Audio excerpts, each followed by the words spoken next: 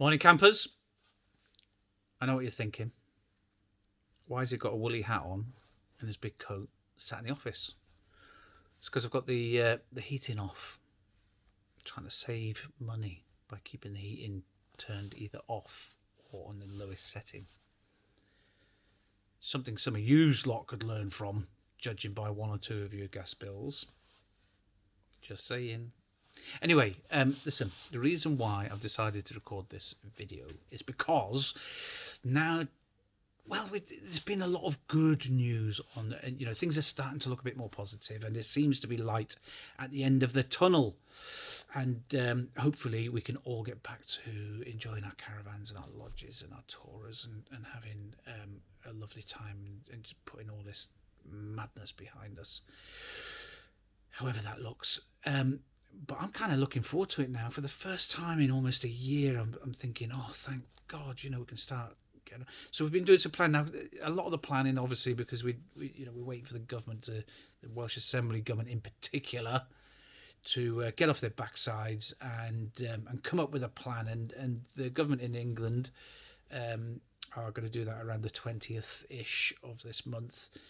So you ain't got long to wait to have some kind of roadmap and you'll be able to hopefully judge or be able to plan ahead much more effectively than you can at the moment. And we'll see how the Welsh Assembly government does.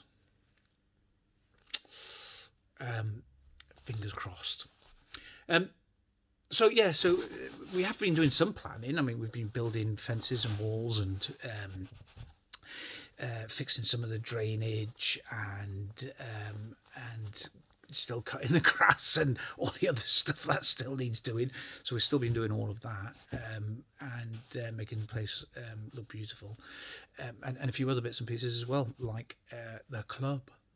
Well, not the club, it's the Galley Bar, which is now the Galley Bar. It's much, much bigger, and it doesn't look anything at all like it used to look in any way, shape or form. Actually, it's completely different. It's been torn apart, and that includes the bar. Actually, there's not a bar anymore.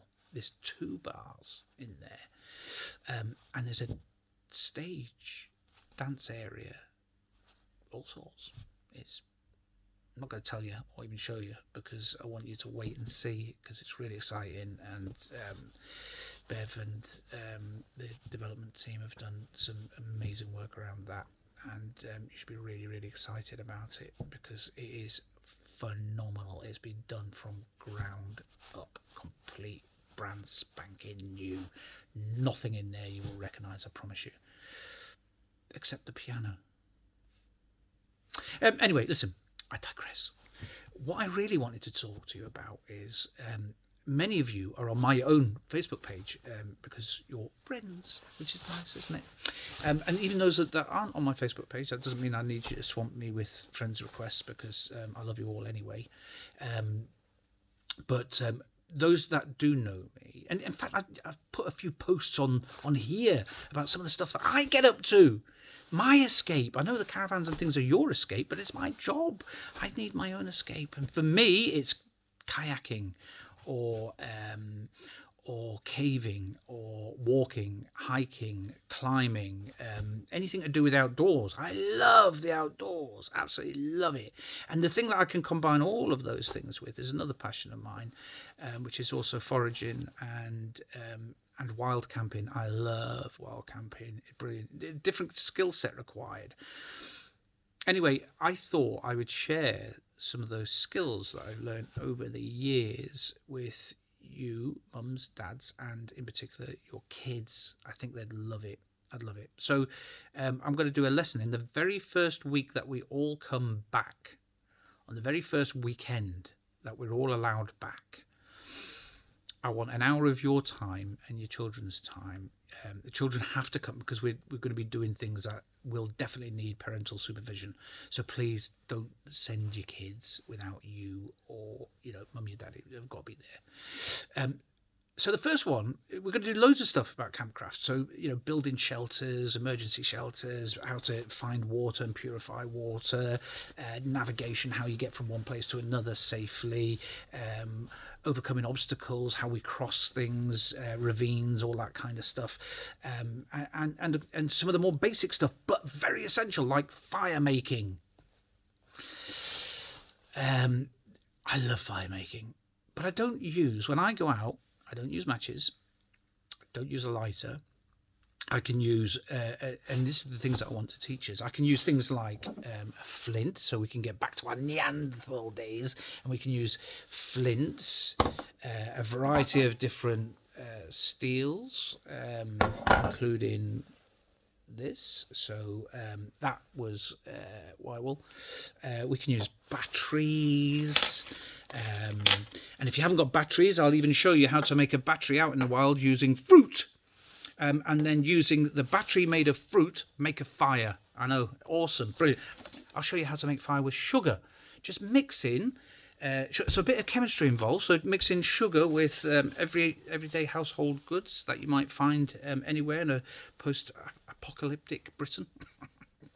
How very, very, very, very true to times that is. No, it's not. It's not. It's all going to be over with soon. So listen, we won't be using any of these, but we will be using. We'll be rubbing sticks together and using friction and a little bit of magic. Look at that, a little bit of magic, in order to make fire. If you're interested in doing it, I can only obviously teach this to a small group of mums, dads, and kids, no more than 30.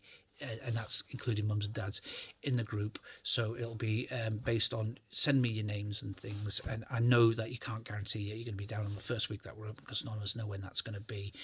But give me an indication, please. If you and your family are interested in coming and doing this, I'll be doing them as often as I can, whenever I can. It'll only be on the weekends, maybe during the weekdays during the summer when everybody's off on their holidays. But it'll be a bit of fun, and you'll learn something that you probably didn't know before, and there'll be great skill sets, and it'll get them away from the PlayStations and all that technical rubbish, and they'll learn a little bit of science along the way as well. Oh look, I forgot to mention that a bag. I can even make a fire with a plastic bag and water. Nothing else, just a plastic bag and water. It's fascinating, this stuff. Fascinating. You're going to love it. I promise you, you're going to love it. It's going to be great fun, and you're going to learn some great skills, and hopefully we'll all be able to do it without getting our fingers burnt. No, you won't. You won't. You won't get your fingers burnt. I promise you won't get your fingers burnt. Anyway, just let me know if you're interested, and we'll do some pretty cool stuff if you fancy it. All right. Bye for now.